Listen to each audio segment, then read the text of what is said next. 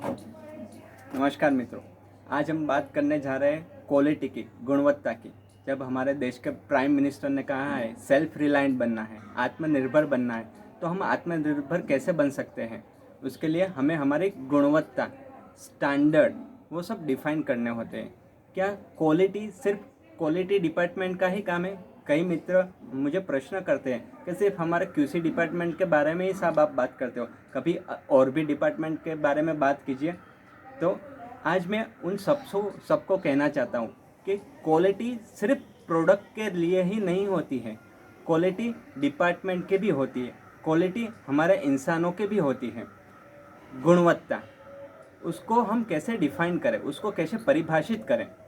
तो कोई भी गुणवत्ता होती है तो उसका एक मानांक होता है, उसका एक स्टैंडर्ड होता है, जो सामने वाले के जहन में, सामने वाले के दिमाग में एक परसीव किया जाता है कि मुझे ये टाइप की वस्तु या प्रोडक्ट चाहिए, या मुझे इसी तरह का बंदा चाहिए।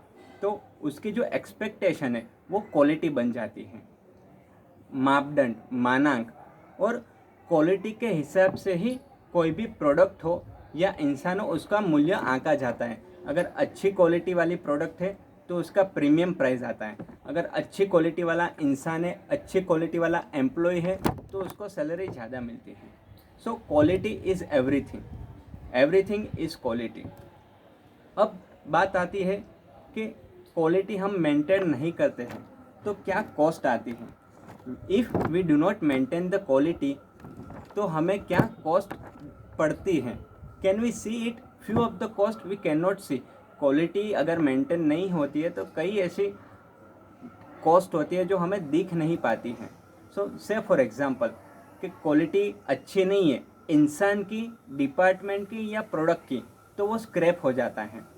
से फॉर एग्जांपल कोई प्रोडक्ट हमने ली है और quality up to the mark नहीं है, तो हम कंपनी वाले क्या करते हैं, उसको स्क्रैप में जाने देते हैं। सो इट कॉस्ट अस, हमें वो महंगा पड़ता है। कई दफ़ा वो प्रोडक्ट को रीवर्क भी करते हैं। कंप्लेन आती है तो हमारी ब्रांड इमेज ख़राब होती है। वारंटी आती है तो वारंटी में रिप्लेस कर देना पड़ता है, तो वो भी हमारी कॉस्ट होती है।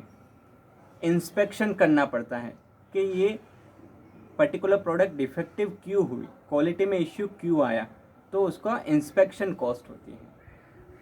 फ्यूचर में, भविष्य में ऐसे क्वालिटी का इश्यू ना आए, इसलिए हमें ट्रेनिंग देनी पड़ती है, तो ट्रेनिंग के भी कॉस्ट होती हैं।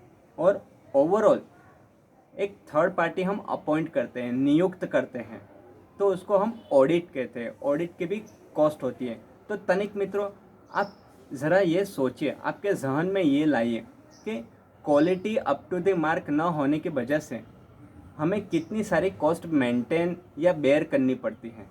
स्क्रैप की कॉस्ट हो, रीवर्क की कॉस्ट हो, कंप्लेन हो, वारंटी हो, इंस्पेक्शन हो, ट्रेनिंग हो, ऑडिट हो, ये सभी कॉस्ट है जिसे हम अवॉइड कर सकते हैं। This are the avoidable cost. लेकिन क्यों अवॉइड नहीं कर पाते? Just because of quality standard is not up to the mark. किसकी क्वालिटी? प्रोडक्ट की क्वालिटी, हमारे डिपार्टमेंट की क्वालिटी, और ओवरऑल हमारी कंपनी की quality. It not only apply to only QC department को ये अप्लाई नहीं होता है, it applies to every department. It applies to every department, good quality और बैड क्वालिटी। कैसे हर एक डिपार्टमेंट को अप्लाई होता है हम जानने का प्रयत्न करते हैं। से for example HR and admin department, तो अगर वो टाइम पे सैलरी कर देता है, सबके प्रमोशन और इंक्रीमेंट के क्राइटेरिया डिफाइन हुए होते हैं, तो वो अच्छी क्वालिटी का एचआर मैनेजर कहता है, अच्छी क्वालिटी वाला एचआर डिपार्टमेंट कहा जाता है। अगर हम परचेस डिपार्टमेंट लें तो परचेस डिपार्टमेंट की अच्छी क्वालिटी की परिभाषा क्या है कि अगर वो best product, best raw material lowest price में लाए, सो it is a good purchase department. अगर हम सेल्स डिपार्टमेंट, सेल्स और मार्केटिंग डिपार्टमेंट की अच्छी क्वालिटी की परिभाषा करें, तो अगर कोई कस्टमर 5 लाख की प्रोडक्ट खरीदने आया है और हम उसे 10 लाख की प्रोडक्ट बेच देते हैं और कस्टमर खुशी खुशी, राजी खुशी चला जाता है, so it is a good sales and marketing department, it's a good quality. अगर अकाउंट डिपार्टमेंट की बात करें तो जब हम फाइनलाइजेशन करने के लिए बैठते हैं, अगर डेप्रिसिएशन की जनरल एंट्री अगर हम एंट्री करना भूल जाते हैं, so it's a bad quality. It's a bad quality of account manager, account team and account department. So this are the quality. अगर हम क्यूसी डिपार्टमेंट की बात करें, तो क्यूसी डिपार्टमेंट में एक बार प्रोडक्ट ओके हो गए, ओके होने के बाद वापस से रिटर्न होती है from customer premises, so it's a bad quality of QC department. QC is not performing up to the mark, हम ऐसे कह सकते हैं। फिर हम डिज़ाइन डिपार्टमेंट की बात करें, तो डिज़ाइन डिपार्टमेंट अगर इजी टू यूज़ और यूनिक फीचर वाला लुक दे देती है और ये डिज़ाइन मार्केट में चल जाती है, सो it's a good design. So design department अच्छा क्वालिटी वाला है, हम वैसा कह सकते हैं। वैसे ही गोडाउन है, वेयर हाउस है या इन्वेंटरी डिपार्टमेंट है, तो जो मटेरियल हमारे पास पड़ा है और जब प्रोडक्शन शॉप फ्लोर को उसकी ज़रूरत है और हम दे नहीं पाते हैं, हमारे गोडाउन में वो मटेरियल होने के बावजूद हम उसे ढूंढ नहीं पाते हैं और बाहर से मंगवाना पड़ता है इमरजेंसी में, so it's a bad inventory, it's a bad warehouse, it's a bad warehouse store management. तो वो अच्छी क्वालिटी नहीं कहा जाता। वैसे ही प्रोडक्शन में कि जो प्रोडक्ट बनाने में हमें 1 घंटा लगता है, अगर हम उसका ओवर टाइम करते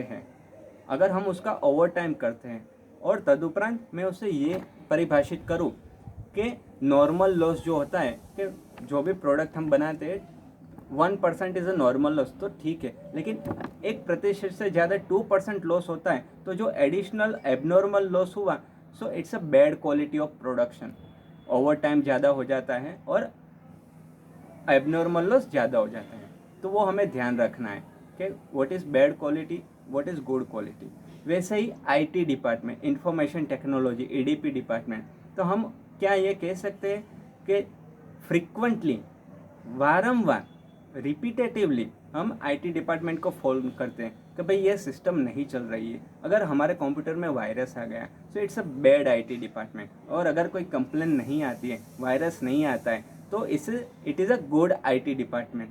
वैसे ही कॉस्टिंग डिपार्टमेंट की हम बात करें, तो जब कोई नई प्रोडक्ट हम लॉन्च कर रहे हैं, तो वो प्रोडक्ट की जो प्राइस डिसाइड करनी है, उसमें हम जनरल एडमिनिस्ट्रेटिव ओवरहेड अलोकेट करना भूल जाते हैं, जनरल एडमिनिस्ट्रेटिव एक्सपेंसेस अलोकेट करना भूल जाते हैं, तो वो बैड कॉस्टिंग डिपार्टमेंट है, बैड कॉस्ट अकाउंटेंट है।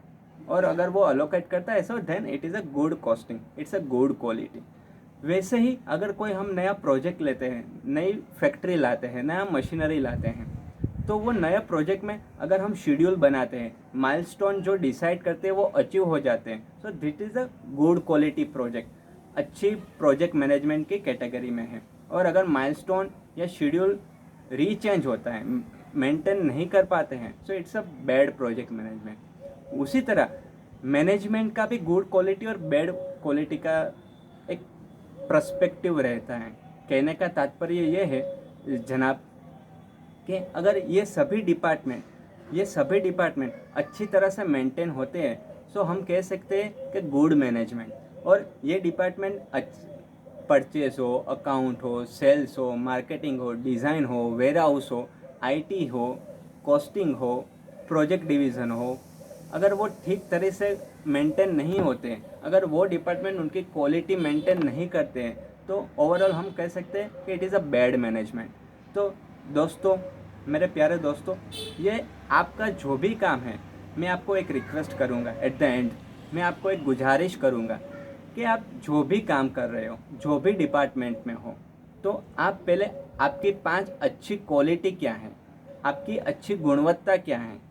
मेरी अपनी 5 क्वालिटीज़ पहले मैं उसको लिस्ट डाउन करूँ कि ये मेरी 5 अच्छी बाबतें हैं, ये मेरी अच्छी क्वालिटी है।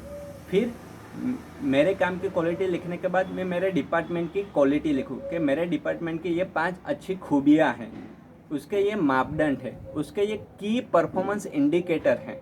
हाँ, की परफॉर्मेंस इंडिकेटर। पहले मैं अपनी क्वालिटी लिखूँगा, फिर मेरे डिपार्टमेंट की 5 अच्छी क्वालिटी लिखूँगा, और फिर ऐसे ही सभी डिपार्टमेंट अपने डिपार्टमेंट की 5 अच्छी खूबियाँ लिखेंगे। उसके बाद में मैनेजमेंट ओवरऑल समराइज़ करके उसको संक्षिप्त में ऑर्गेनाइजेशन की 5 अच्छी क्वालिटी लिखेंगे, 5 अच्छी खूबियाँ लिखेंगे, और विज़ावी हमें यह भी पता चल जाएगा कि हम कौन से क्षेत्र में वीक है, कमज़ोर है, हमारी quality up to the mark नहीं है, तो उसे हम इम्प्रूव कर सकते हैं और आने वाले समय में उसका सदुपयोग कर सकते हैं।